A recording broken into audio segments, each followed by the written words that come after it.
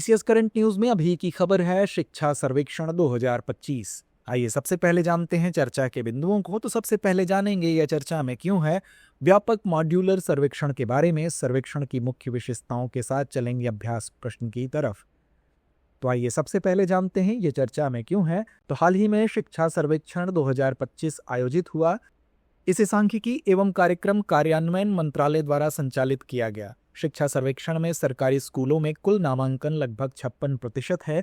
ग्रामीण भारत में 2/3 यानी 66% छात्र सरकारी स्कूलों से जुड़े हुए पाए गए। शहरी क्षेत्रों में सरकारी स्कूलों की हिस्सेदारी 30% पाई गई है। निजी गैर सहायता प्राप्त मान्यता प्राप्त स्कूलों का हिस्सा 32% के करीब है। आइए जानते हैं व्यापक मॉड्यूलर सर्वेक्षण के बारे में। यह सर्वेक्षण विशेष रूप से स्कूली शिक्षा में वर्तमान में नामांकित छात्रों के घरेलू खर्च पर केंद्रित था। यह राष्ट्रीय नमूना सर्वेक्षण के 80वें चरण का हिस्सा है। बता दें कि इसमें पूरे भारत के 52,085 परिवारों और 57,742 छात्रों से डेटा संग्रहित किया गया है। डेटा संग्रह में कंप्यूटर सहायता प्राप्त व्यक्तिगत साक्षात्कार तकनीक का उपयोग हुआ है। रिपोर्ट में राज्य स्तरीय अनुमान भी सम्मिलित किए गए।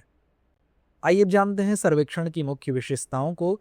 सरकारी स्कूलों में औसत प्रति छात्र व्यय मात्र 2,863 अनुमानित किया गया।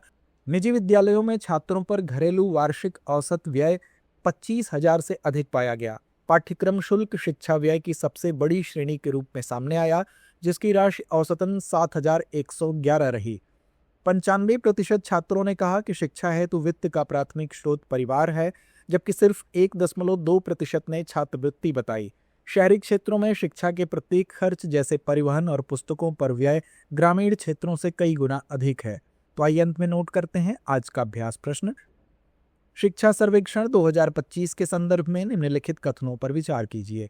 पहला, देश भर में सरकारी स्कूलों में नामांकन लगभग 56% पाया गया। दूसरा, शहरी क्षेत्रों में सरकारी स्कूलों का नामांकन ग्रामीण क्षेत्रों से अधिक है।